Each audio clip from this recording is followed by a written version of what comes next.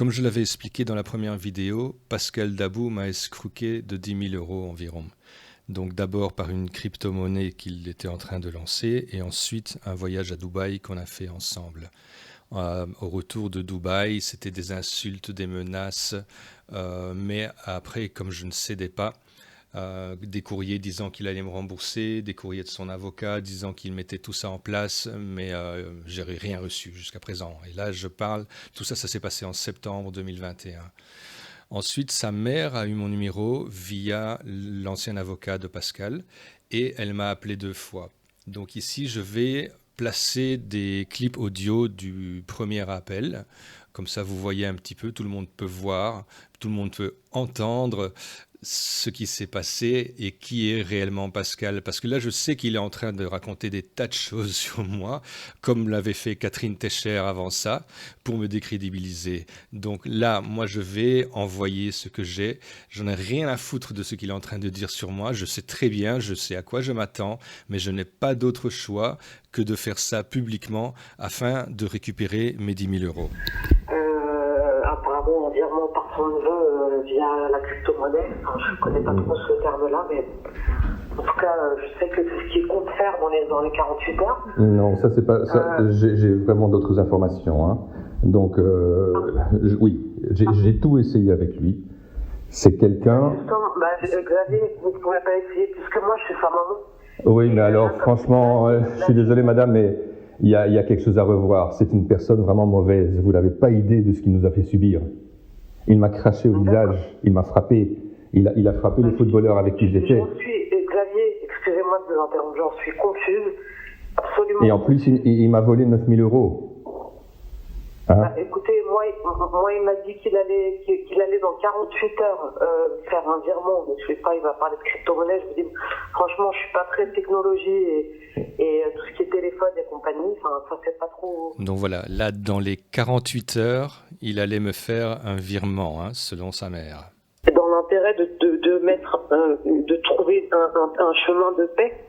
Un chemin de paix et un règlement. Mais madame, moi, le seul chemin de paix, cette personne m'a volé 9 000 €. Moi, depuis qu'on est rentré de Dubaï, je demande qu'il me rembourse. Il n'y a pas d'autre... il n'y a rien d'autre à discuter. Moi, je lui dis, voilà, il m'a dit pour aller à Dubaï qu'il devait mettre les garanties, tout ça, si je pouvais lui avancer ça, parce que sa carte Visa, je ne sais pas quoi, et moi, je lui ai fait confiance. Et après, je me suis fait avoir, d'accord ? Et en plus, après, il m'avait parlé d'une crypto-monnaie dans laquelle lui était à la base, et que ça allait marcher, etc. Puis après, donc j'ai mis là aussi un peu d'argent.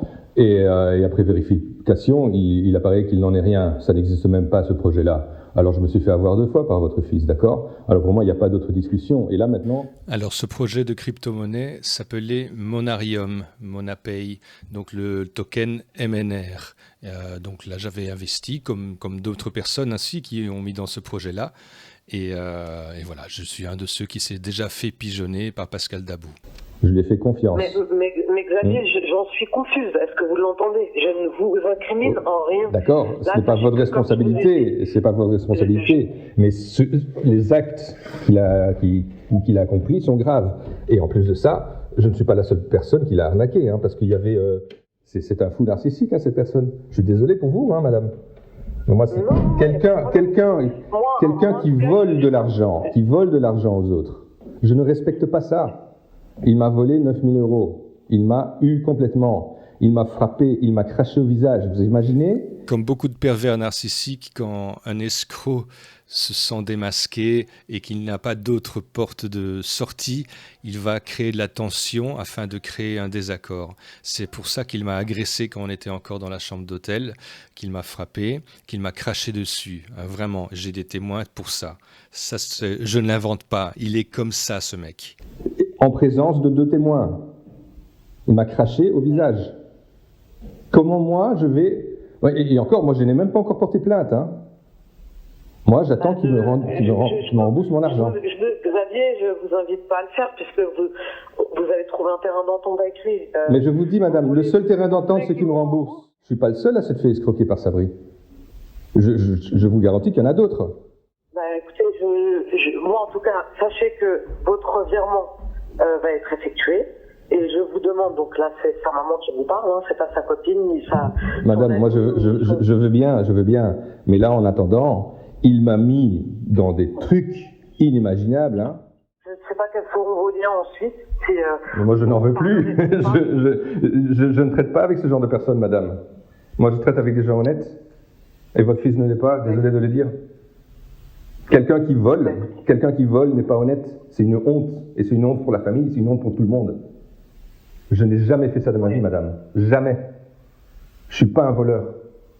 Moi non plus, monsieur. Je peux vous assurer que j'ai reçu une très bonne éducation et que je n'ai pas éduqué mon fils de telle manière à ce qu'il vole quoi que ce soit, ne serait-ce qu'un centime d'euro ou un... Eh bien, il en a volé beaucoup des centimes.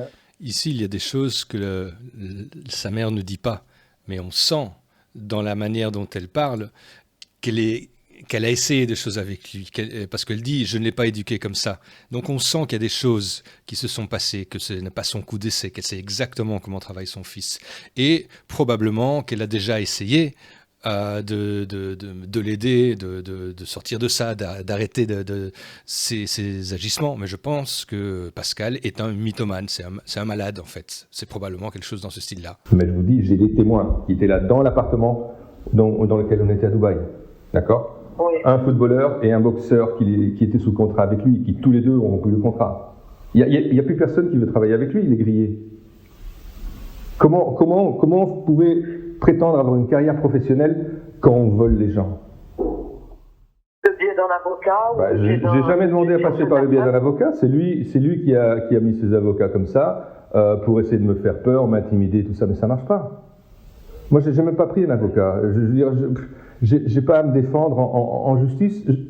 J'ai les preuves de ce que je dis, c'est tout. J'ai pas besoin d'un avocat. Moi, j'ai les copies des versements que je lui ai effectués, etc. J'ai la copie du message dans lequel il me demande les garanties pour l'hôtel, pour les voitures, tout ça à Dubaï. Et puis, quand on était à Dubaï, la seule chose qu'il a essayé de faire, c'est nous impressionner en disant « Tiens, j'ai envie de m'acheter une Ferrari, j'ai envie de faire ci, j'ai envie de faire ça. » Et du boulot pour ses sportifs, il n'a rien fait du tout. Et rien. Du vent. Je ne comprends pas. Quel est son intérêt alors de nous amener à Dubaï? Ou alors, à moins que cet intérêt, c'était que moi, je lui paye ses vacances. Parce que c'est avec mon pognon qu'il a payé ces trucs-là.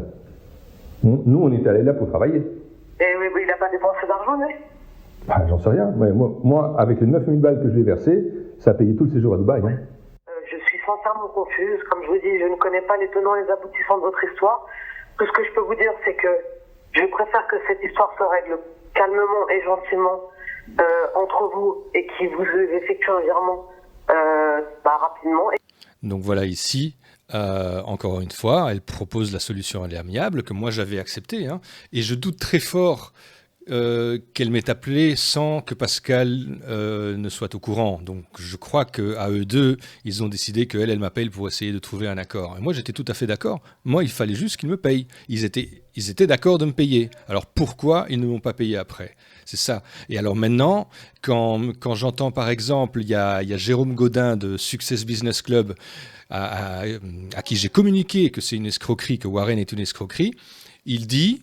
Voilà, mais non, nous on va pas rentrer dedans parce que Pascal dit qu'il t'a payé. Mais d'accord, mais moi je voudrais bien alors que l'argent soit sur mon compte, hein, parce qu'en attendant maintenant, il y a tous les apporteurs d'affaires de Pascal qui vont être dans la merde. Parce que eux se rendent complices d'une escroquerie, puisque Warren est une escroquerie aussi. Donc voilà, ça va être un gros problème pour beaucoup d'argent, sans parler des investisseurs. Il y a déjà plusieurs centaines de milliers d'euros qui ont été mis là-dedans. Moi aussi, j'aurais aimé que ça n'arrive pas, parce que moi je me retrouve maintenant dans quelqu'un qui est en train d'essayer de faire une campagne de décrédibilisation contre moi, qui me vole, qui m'a agressé. Est-ce que vous pensez que moi j'ai voulu entrer là-dedans? Non. Moi j'étais en train de m'occuper d'un jeune footballeur, et c'est pour l'aider que j'ai fait ça. Et ça se retourne tout contre moi. C'est que ce jeune footballeur, il n'a pas d'argent, lui il veut envoyer de l'argent à sa famille au Brésil. Hein, et moi, j'ai cru votre fils en disant, ok, d'accord, j'avance ces 5 000 euros parce que je voulais vraiment que ce footballeur aille aux Émirats pour faire quelques tests, et rien n'a été fait. Il n'a rien fait. On est resté dans l'hôtel, on avait une journée, 1 heure de gym par jour, et on n'a jamais rien fait au niveau du foot et tout ça. On devait aller au Qatar, on n'a pas été. Il n'a rien fait. Il n'a rien fait. Et c'est ce qui caractérise ce Sabri Pascal Dabou. c'est du blabla, c'est du flan, tout est faux. Il m'avait montré des messages WhatsApp disant voilà, j'ai un contact à Dubaï, il a trouvé 2 équipes, une au Qatar, une à Dubaï, comme ça on pourra aller sur les 2. Il fera des tests, c'est une bonne équipe qui vient de passer en première division. Enfin voilà, il invente, mais quand tu te rends compte à quel point il doit inventer des choses pareilles, comment il rentre dans ce truc-là, alors qu'il habitait chez moi à ce moment-là, hein, il habitait chez moi, on était tous les jours ensemble, donc vraiment à quel point il ment d'une manière permanente, c'est incroyable, je crois que quelqu'un devrait analyser ce personnage. Donc je me suis fait avoir de cet argent-là par quelqu'un qui m'a fait croire qu'avec mon footballeur, on irait faire des tests dans une équipe. D'accord ? Et donc ça, moi j'ai jamais demandé ça. Et encore moins demandé à perdre cet argent. D'accord ? Et en rentrant, et quand on est rentré en Europe, et que je dis quoi de mon argent, etc., là il commence à m'agresser encore plus et à m'insulter. Il n'a pas respecté le contrat qu'il avait avec mon joueur. Ce contrat dit spécifique. Oui, mais vos échanges houleux que vous avez eus. Mais moi, je n'ai pas voulu ça. Hein. Moi, j'ai des témoins qui étaient avec. Ils étaient avec nous à Dubaï. Vraiment, sincèrement désolé des échanges houleux que vous ayez eus avec lui. Je suis sincèrement honnête dans mes propos.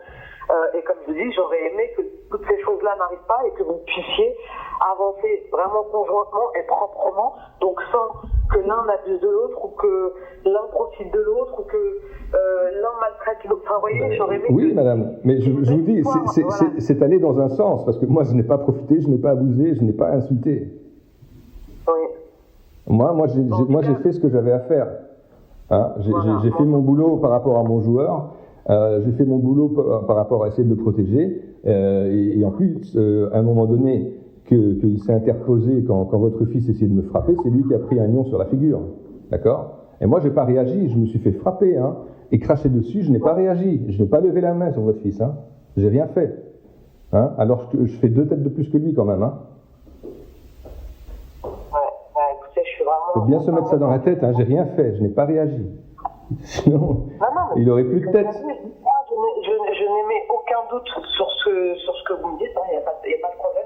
Comme je vous dis, je vous appelle vraiment en chemin de paix. Je vais faire au mieux pour qu'un virement soit effectué, comme je vous ai dit, par la crypto-monnaie. Je ne connais pas trop cette arme-là. Donc voilà, elle n'émet aucun doute sur ce que je dis. Elle avait l'air sincère, cette dame.